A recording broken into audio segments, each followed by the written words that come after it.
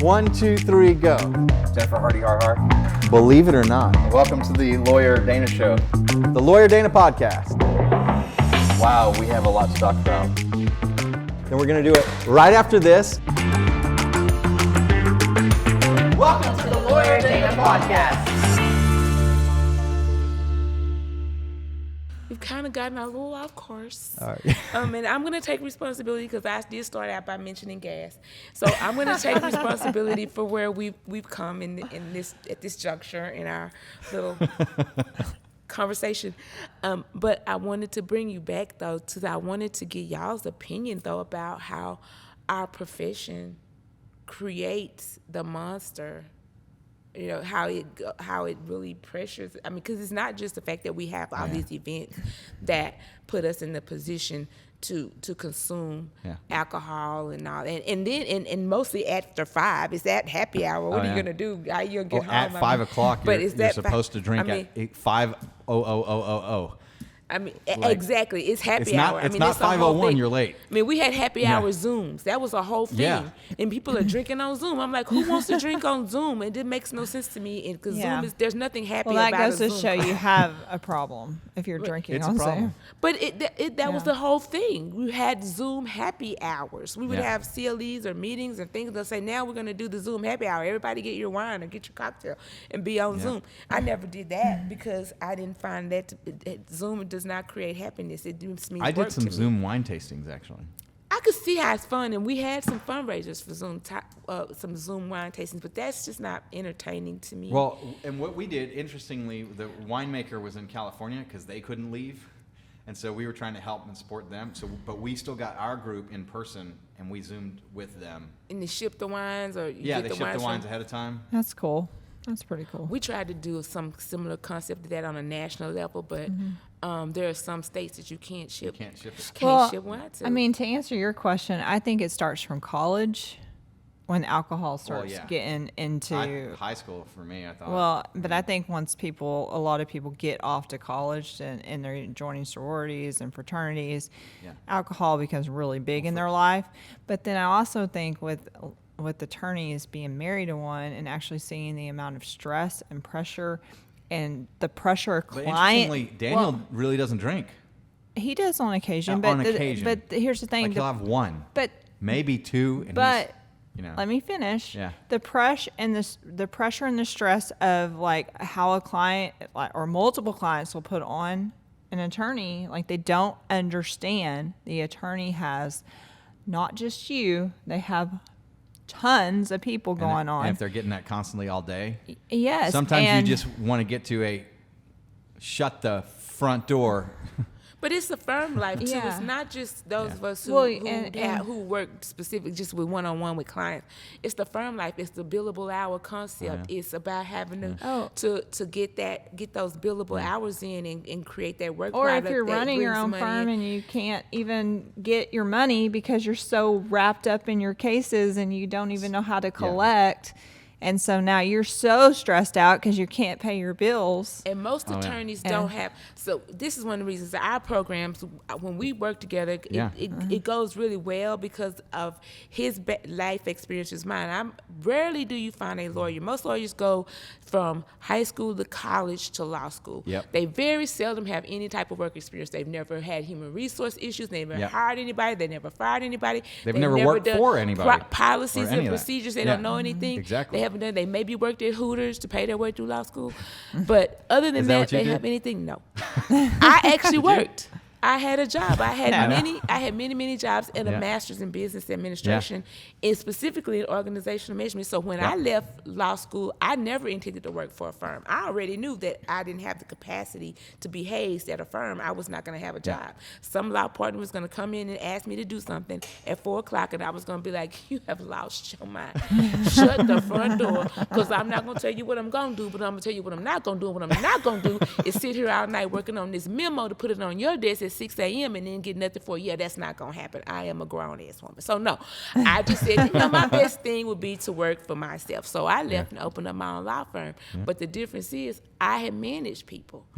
I understood collections and billing and budgets and human resources and policy procedures and desk manuals. And so if my assistant left, I had a desk procedure manual that anybody could come in and look and step by step do exactly what she did every day. Well, I think But law school should have a program where it's like you're. Oh, we did. No, and no, it no, sucked. no. It was a waste. I'm not done. Oh. This is a new program that I'm creating right go now. ahead. I think they should have a program that they create where law students have to run a practice together, and you put people in different roles so they can Try understand and convince the law firm billing. administration of that, though. Well, And- I like the concept. I do like the concept. The problem is the way law school is structured is very, you Oh, have yeah. to take certain classes at a certain time. And so what would be the benefit? Because most of the lawyers, let me just say, the danger of what I'm talking about is the reluctant solo practitioner. You had plans when you graduated from law school, you're Yeah. going to work for a big firm. You find so yourself you would being a never solo after need, you- you wouldn't need that particular skill. So you wouldn't invest the time in law school to take Yeah. that class over tax or oil and gas, which is going to be on the bar exam. You wouldn't invest your time in that particular project because that wasn't going to be your area. So, but then you find yourself not having the job. Now you are a business, you're an entrepreneur, Yep. right? And you're reluctant. And so you don't know how to do all those things. And it gets bad and it starts wearing on Well, you that is because why you are we- everywhere. We created the Worthy Vision Company because that is what we are doing at the Worthy Vision Mm-hmm. Company, in teaching law firm owners how to run the business of a law firm, and in coaching them through that method. You remember the paper that I wrote for our first presentation? Mm-hmm. I turned that into a book. It launched a couple of weeks ago on Amazon. It got into the top 10 in coaching books. Is where it peaked, and I did It's fantastic. basically They no need it. marketing on it. Well, it's necessary. We know from the law practice Oh, yeah. management courses that we do, the room is always packed. There are always a million questions. Oh, yeah. I mean, and when we leave those lawyers in there are calling and Oh, yeah. emailing with questions and issues. We should do that to same. come. We should probably go should at the do that state bar. We again. should do that one again. But was there anybody at the state bar annual conference this year in that room? Because Brenda, didn't you go? Brenda, didn't Wow. you go to the state bar annual conference and did you look in the law firm management track? Didn't you tell me like that room wasn't very full? Can you give her that mic? Sorry, I'm having to multitask. I'm listening to old podcasts while the new one is going. It wasn't that one as much as the family law sections. The family law was Family just empty? law was crickets. Wow, interesting. Not surprised. That's probably because advanced family law is just It's so close. It's so close, and that's the one that everybody tends to go to. I got called in to speak on law practice because one of the speakers did not show up. We had COVID, got COVID Oh. and couldn't come. And so they asked me the day before to sit on a panel. Did you do for it? law. Oh, yeah, I did it. And I was supposed to sit, and I sat with another person whose name I will not divulge. She was not too thrilled about me joining. She said, Why? she said, and the person who ran the law practice management track was a fantastic attorney who I will say, Penny Robb. Oh yeah, Penny's great. Penny's, she's fantastic, and so she said, Audrey, this guy can't show up. Can you do it? And I said, sure, I'll do it. But the lady was like, I don't need anybody. I can just do it myself. I'm fine. I don't need. Well, she said, we've told people that it's going to be A panel. You got to have a and panel. So, Yeah. and this woman she pestered me with questions before thing. Well, have you ever had a practice? And what did you do? And who did you? I said, it'll be fine. Let's just do the little show. I've never seen It'll be any audience fine. not react amazingly to you. I have a picture of her face while she's looking at me while I'm talking, and she looks as if she has had one too many those star fruits.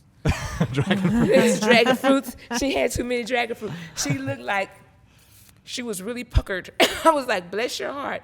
But, and I was very, I was very generous, but she had no personality. You know what I was thinking when I heard you speak a couple of weeks ago? I was thinking, you know what? As a person, I don't know what your politics are or what your policies are, so that might exclude you on this. But I was like, as a person, I'd vote for her for president. Like, if you had good policies, because what you were speaking on about the leadership and just your topics, and you were really spot on all of it. Look, the secrets of great leaders. So, leadership phrase book. These are. I didn't put these here today in light that you were coming here, right? These are just some of the things that are here that we have. If you watch the podcast, we talk about some of these, but you were spot on. It was perfect for the room. It was perfect for me. I love going out and getting to speak with you, and you have a great positive motivation, positive mindset. You actually teach actual techniques that people can use, things that you can do. Because I saw a thing last night. Actually, it's Brendan Bouchard. I bought his daily planner thing, and there's one. For some reason, I could only get one delivered this morning, and then the other one, in order to buy two, it was going to be Saturday. So I've got one here at the house for you, and then you're getting one delivered on Saturday for Daniel. Okay. But in it, actually no, it's Simon Sinek that I was watching. So forget. So anyway, I digress. But Simon Sinek was basically saying, be inspired. There were some things. I'm doing this wrong. I guess I'm not prepared. But he was talking about principles and these aspirational type of things. But it's not necessarily that something that somebody can do, and you actually have to tell them what to do. And it was like, be great for the clients is something that is more like aspirational, as opposed to encourage the clients. And so to actually encourage a client, as opposed to just be great for them or something like that. These principles, like the posters that are on the wall, it's inspiring and all that, but what do they actually do? What does that really mean? And if you are a leader who, one of the problems he mentioned was, if you have somebody that's a really high performer and you say you believe in all these principles, but because of the high performer doesn't really do that. So do you really believe in the high performer, or should you let that high performer go because you really believe in your principles? And the solution to that was take your high performer and get them to conform with the principles. Or if they are not going to, and you really believe in those principles, and that's true, and it's important for the rest of everybody to be in those principles, then you should let the high performer go. Don't keep somebody just because they're a high performer, because it'll have a cancerous effect down through the team. To the team. Mm-hmm. Very true. Very true.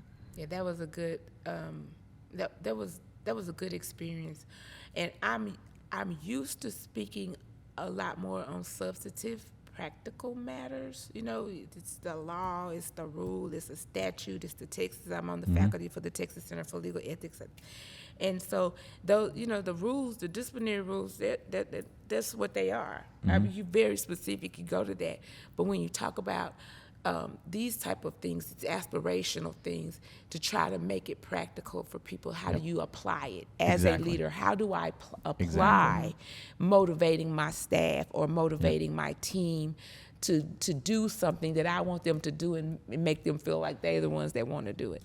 How do I do that? What's the conversation? Those things, I think, is what people need. They understand the general concept, but you have to be able to apply it. Do you remember some of the things? I know you don't have your notes, and I don't want to put you on the spot, but can you share some of the things that you did in the for the bar leaders conference? Any of that come off to mind? Well, I'll mention one thing that I got a lot of feedback on. Okay. Two things that I got feedback. One was about how to deal with critics. Oh, that was brilliant. As lawyers specifically, we are very type A personalities. We are perfectionists, and we can do a million things right. But the one criticism we get, we harp on it, and it drags us down. We just can't let it go, and it distracts us from our larger purpose very often, and we internalize it. You may not see it because we have a way of coming off quite arrogant.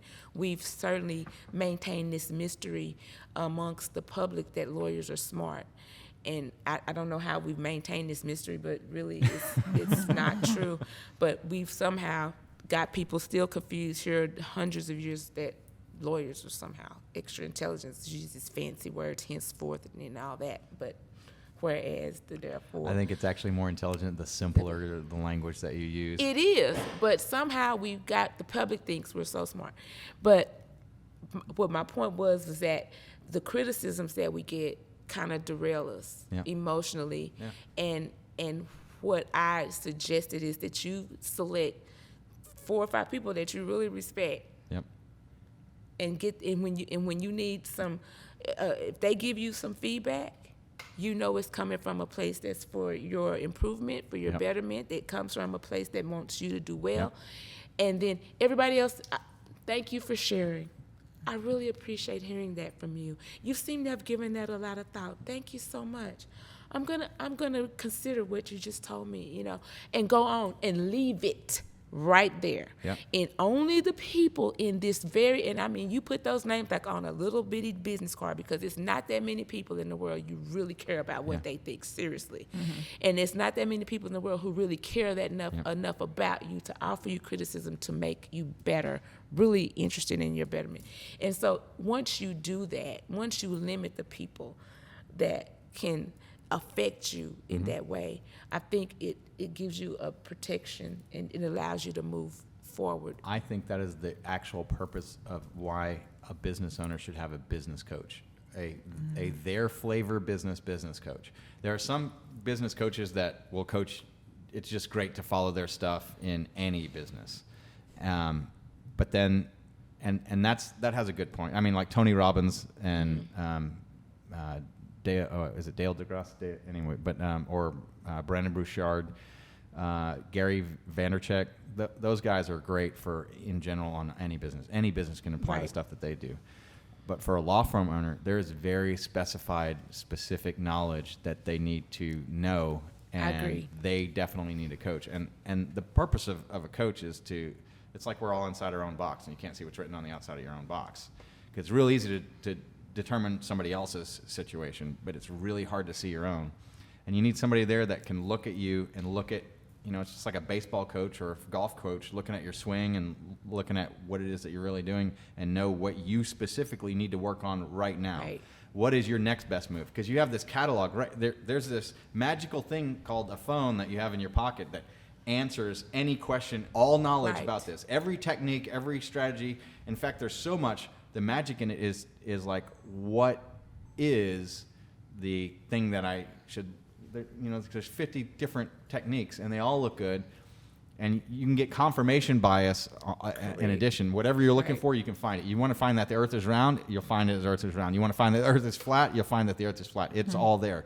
And so to have somebody that's a high performer in specifically designed and trained and intentionally coaching you, that absolutely wants the best for you, that their success is only what your success is, because there are some coaches out there that actually don't want you to get too good.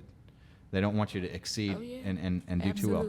But having a law firm management coach, someone specific, is absolutely, I think, vital and necessary. My life changed for the better when I hired my first coach 12 years ago.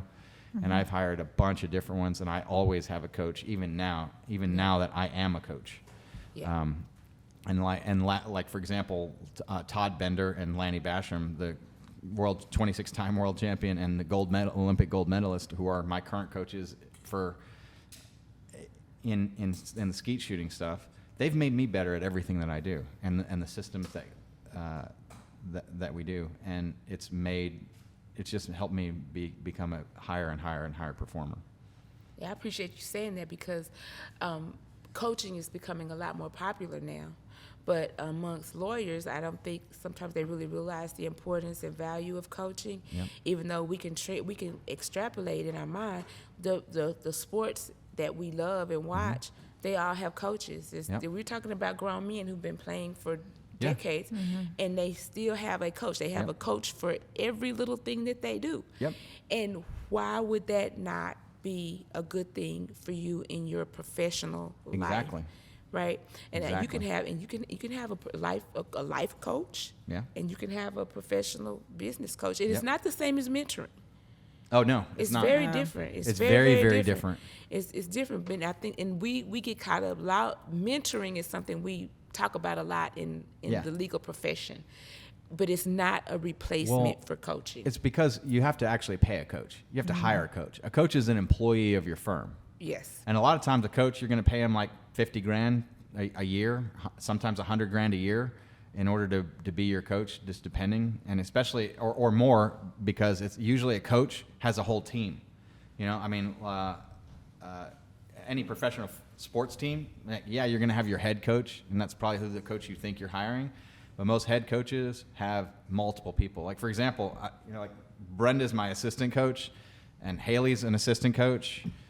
Jennifer's an assistant coach to a certain extent. Summer is an assistant coach in that, and they all have their different things. Just like because Summer teaches on the accounting, Brenda teaches on. She's really more of a pure assistant of, hey, last week Dana said this. I'm checking in with you on this week, and where are you? Have you implemented? She makes sure that it's done, and you know, and it checks back with me and makes sure that they're on task. So she's there for accountability and further coaching. Because most of my program is where you have coach. We do it twice a month, and so it's basically every other week. 1 week is me, 1 week is Brenda there, and then like Summer will come in and help them make sure that all their books and accounting and back end of law firm operations, their collections, all of that stuff is done properly. Because Summer's done that now for 12 years and is letter perfect. Oh yeah, she's immensely talented. Our numbers, I can tell you what our number. Let's see. It's. Watch this off. What is it? Okay, so it's 11:20. I guarantee you, I can tell you my numbers accurate as of 10 o'clock this morning. All of our finances you could audit us to 10 o'clock this morning. Wow. Because that's how on it that our numbers are. Because she does everything first thing every morning, and she keeps up with it daily. And our processes and procedures it's just very systematized. Everything happens almost automatically, and it runs great. And so for each one of those different aspects, you're exactly right. I mean, and that takes so much stress. Oh yeah. Because that's something you don't have to worry about. Oh. And that's the thing about lawyers is they're always thinking about something else. We don't sleep well because at the end, by the time if we get in the bed, when we do, and things quiet, that's when our brain starts doing things. I used to never be able to even enjoy a massage. I love going to the spa. I'm like a spa snob. But once I became an attorney, as soon as I get in that room and they lower the lights, my brain starts working on what is the next thing, what's the next project, who do I have something else to do for, and what am I going to do next, and what needs to be filed, and where that whole thing. And your brain just does it. When lawyers go to law school, they are indoctrinated.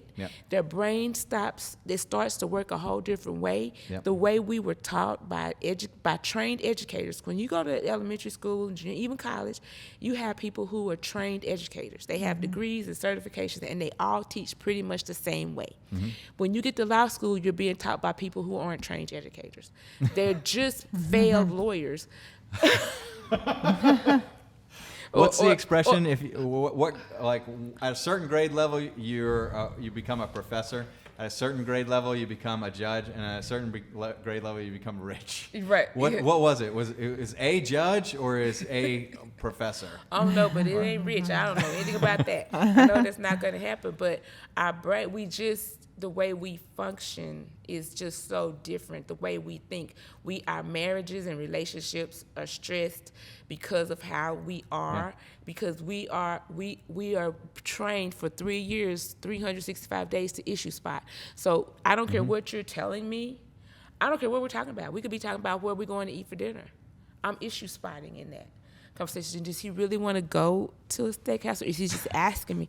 I mean, the way he asked the question, he said, where are you going? Where are you? I said, why are you asking me where I am? What difference does it make where I am? I mean, do you want me to do something? Do you want me to stop and get the dry cleaning? But my brain is doing that. I hear the question, but my brain is doing something so totally different, and you have to train yourself to have human conversations and stop. You go to law school to be trained to think like an attorney, and then you spend the rest of your life trying to not do that anymore. Because it ruins all trying your to think like a regular person again. I've assessed whether or not you're telling me the truth or not within, like, I'm like, okay, is this a truth or a lie? I mean, because as a lawyer, I have to make an assessment, because people, as you say. I'm not even a lawyer, and I think like that. But it's people and don't. Daniel Just says, being where around. are you? I'm like, why do you care? Like, what do you need? That's the literally real how I question talk. is, you're really asking me that for a very specific Well, you've been reason. around lawyers enough. It's rubbing off. I Not to guess. know. And it rubs off on your kids, too. Oh, yeah. And you do, and parents and lawyer parents, treat their kids just like they do anybody else. They do their class. They are issue spotting when they're listening to them, and they're not even processing what they're saying. Sometimes people really just want to be heard. They just want to share some information with you. They don't want you to fix it. They don't want you to solve it or find the flaw in it. That's true. You know, you just have to learn how to go, oh, okay. There's I think that's I heard this on. interesting. I think I heard it on Ben Shapiro, probably who it was. There was an excerpt that came through my Facebook feed, and he goes, "So with me and my wife, I ask her right at the beginning because we had problems with this at the beginning until we figured this out. So now I have to ask her: is this a listening conversation or is this a solving conversation?" And she'll go, "It's listening." Okay, and he'll just sit and listen. Or if it's a solving, then he'll give the feedback. But a lot of times, you just have to get it out. You already know. You're just there to listen to. That's it's a healthy marriage technique. I need to have Daniel listen to that. Tell him, hey, this is what the podcast is for. Hopefully he's No, watching. just more listening. This is a good tool. He gets That was a good distracted. tool. This He's will help you in working, your and I'm like, relationships. Yeah. Did you hear anything I just said? No. Well, there are plenty. I know exactly what you're talking about with and if you got 50 cases, you got 50 segments of your brain processing that. And there's times when Summer knows she's talking to me, and I'm not here. Like it's just like you're waiting on your computer to. Summer sees spinning wheel on me sometimes. Mm-hmm. One of the big solutions that we've found to that problem is that in our system that we use a mind mapping program for all of our attorneys' notes. And when we get absolutely everything in there, and there's a lot of times attorneys get off the phone and then they go to the next thing because they solved the problem there, but then they didn't document it in their notes. They didn't do their tasks. They didn't calendar anything. Right. And so for us, our rule is however long we're on the phone, we at least budget the same amount of time to process that phone call. We listen to our calls. We go back and note it out and make sure that everything's in there. Mm-hmm. So we'll be done. We'll either play that or we'll go through and note out everything that's in the call, every task that we think of, every legal strategy. And when you get that into the notes and the mind map and you've got it all calendared, you actually get to leave it and you're done and you're free from it. The biggest problem that causes stress to attorneys is that they keep too much of that in their head. Right. And then they're worried about it. And their subconscious knows that it's in their head. And their subconscious is trying to do all this as opposed to if it's there. And then I can pick back up, and I've got it color-coded in size, like this is a task, and this is where we are, here's where we're next. And I know, we already did the stuff that's now in light red, and the stuff in light green is stuff that we always have to keep in mind. And then the big, heavy, bold green are tasks that I got to do right now. This is where we're at. We have a status tab. We have tasks, calendar. It's all there. Any attorney at our firm, if we have done it correctly, and that's one of the biggest keys, is you have to do it correctly every step right now, because you can't build it all up and then I'm gonna go back and do it. You never do it. You never catch up. It's just like entering your time. You run in a timer, you do everything, and then you stop this timer, start the next timer, and do the next thing, and then you've got your time entered, as opposed to the people that get to the end of a day, or God forbid the end of a week, or month. God forbid the end of a month, and now you got to do your billing. It's the worst. It's the no worst. kidding, you would want to commit suicide. Hey, so you want to hear a funny suicide story, if there ever is one? So it's a horrible, tragic story that ends in suicide. So terrible ending, but there is a little bit of humor in it. I want to tell you about a client, since back to our suicide thing.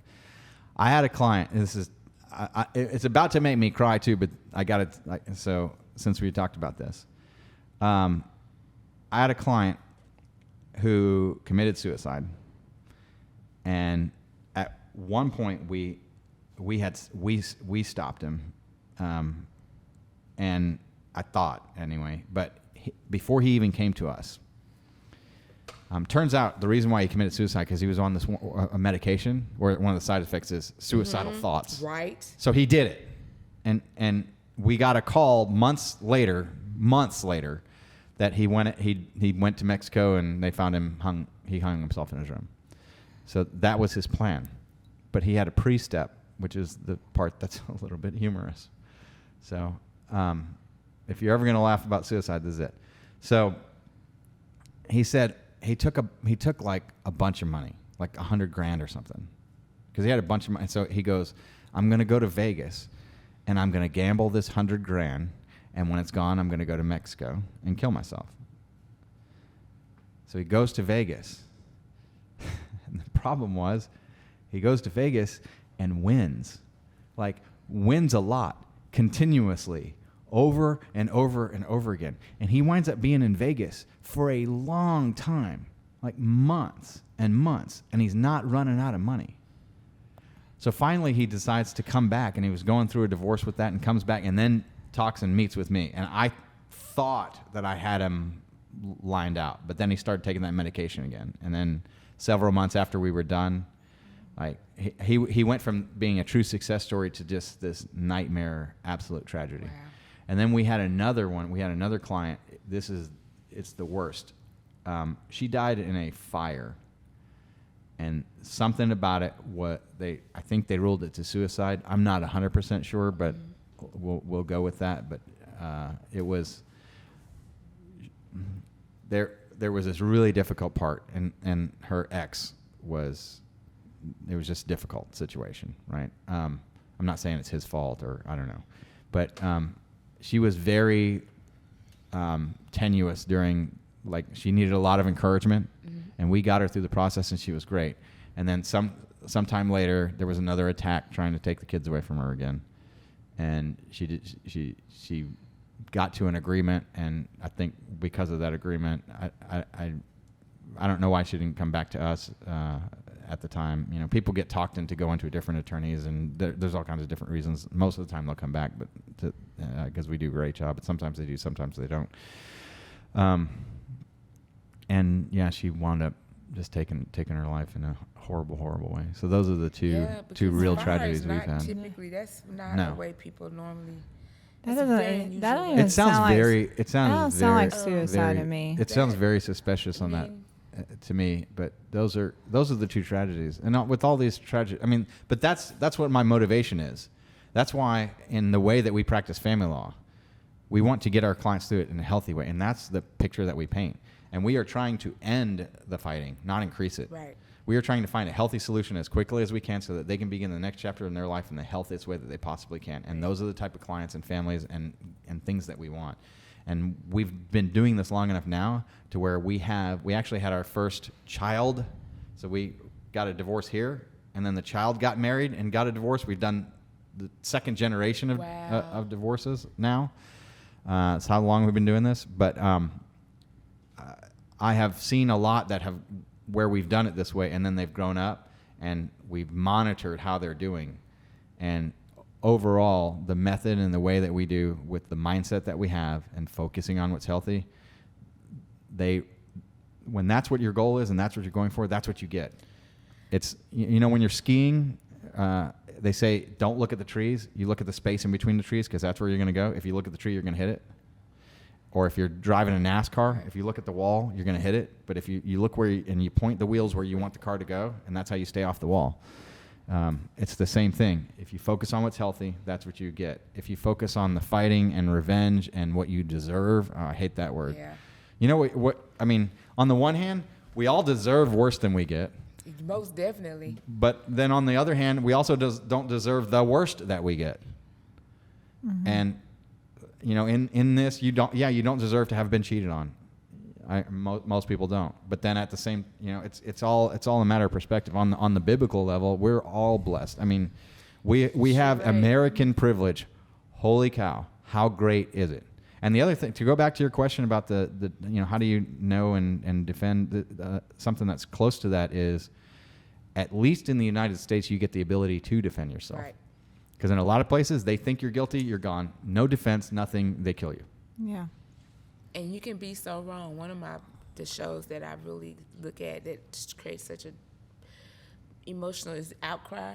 Mm-hmm. It's a show about Greg Kelly, who Williamson County, a young man who had a bright future in football, got accused of molesting a little boy. Oh, God. And they just railroaded him through this whole process to the point where he was convicted. He was going to prison for life.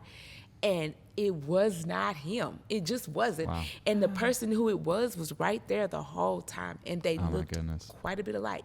But they were quote unquote friends, but they all went to the same high school. And but to see and how close he came to his life being completely over. Horrible. So when you brought that question up, I thought immediately of the Greg Kelly case.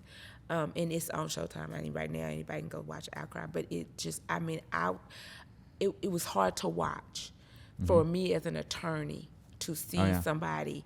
The injustice is a thing that I think it creates an emotional response in most, especially criminal defense lawyers. It's the injustice of watching something happen and you see it and you know it's unjust. Yeah. But to what you shared about the suicides is what I think I like people to understand. They make jokes about lawyers and they you see us on TV and maybe we look, you know, arrogant and distant and difficult and maybe very hard. But most lawyers care very deeply on an ethereal, physical level about the person, the client. I don't care if the client is Walmart. They care about doing the very best they can do, and they internalize it so much so that it creates this level of stress that they have to seek out, and that relationships are ruined because of it. The law is a very jealous mistress. And I'll attribute it. I've been single my whole life. It's very hard. There is no place. There is no space. There was never. I mean, you go into practice, where is the time? Where is it? The people I see are the people I work with all day long. I'm in court all day. Then I'm at the meeting. I'm at the bar association meeting. I'm at the bar event. I'm at the networking thing. I'm at the thing. And you just, but your whole life is consumed by it. And when you're not working, you're thinking about work. And so that's why the coaching is important. It's about having a plan for your life, not just for your business, but what do I want my life to look like? So many attorneys don't realize how much better of an attorney that they would be if they actually just followed different business practices, because they're not taught that. And a lot of so you're trying to reinvent the wheel every time, and people don't invent this wheel right, hardly ever. It's one of those things that without the knowledge shared with you, you're not going to intuitively get a lot of this stuff. Right. And you don't know what you don't know. And a lot of what you've been taught, and a lot of what law professors who've never been out in practice and what law students think that and their ideas, and when you're trying to like talk about running a business of a law firm, you've got a lot of misconceptions. In fact, you know how like when clients actually come to court and they think it's what they expect on TV? Right. Well, lawyers, when they run the business of a law firm, are that mistaken about things too. And without somebody teaching you this stuff, and also not just teaching it to you, you can't just watch it on a movie and then do it. Right. It takes constant, persistent work and working and figuring out where you are now, figuring out where you want to be, and figuring out how do you get from where you are now to where it is that you want to be. Right. Just the basics of setting a fee for a service. Exactly. People just, they arbitrarily, they set these numbers and what do you charge for a divorce with no kids? Okay, that's what I charge. Well, you can't, maybe that's not what you can do. Yeah. Sir, my office was in Uptown across from Nick and Sam's. That's a very high rent district. Yep. I can't perform what you can. I can't. Right. They don't even have any idea. You also might not be able to sell it because they'll think there's something wrong because that's not right. That's too cheap. There's got to be something wrong with you, so I'm going to hire somebody else, even if you would have been the best one. Where you locate your office will dictate where people think what they should pay. That's one of the reasons why I went to a high-rent district. You know, when you drive over here, this is not buy one, get one free. Yeah. You have driven over here to Highland Park, and you're going to pay some Highland Park money. But my point is that they don't even think about it. When you were saying is where you are and where you want to be, even where you're setting your fees at your first year of practice, you need to be thinking on what that's going to look like in 5 years, 10 years. You got to have a plan. Right. And because without a plan, it's just random haphazard, and you don't even know where you are. You have no compass whatsoever. And time will just go by, and it's costing you so much opportunity cost and putting so much pain on you because you're doing it this way, and you need to be doing it this way. And this is not serving you, even if you think it is, and you just don't know what you don't know. You don't know any better, and and there's people that have gone from where you are now to where it is that you want to be, and they know what those steps are, and they know what your pain points are, and they know what the traps are and the rabbit holes. And there have been times when just in Facebook groups where people have asked certain questions and they're gonna do this, and I'll message them, do not do that. Here's a resource for you. At least do this. This is better if you want to talk with me or you need a coach, or if you don't. But there's just some mistakes that are going to lead you down to the path of hell, and then you're going to come back, and you don't have to step off the yellow brick road. Yeah, a dream without a plan is a nightmare. Yes. Yep. That's what that is. Exactly. The Lawyer Dana Podcast.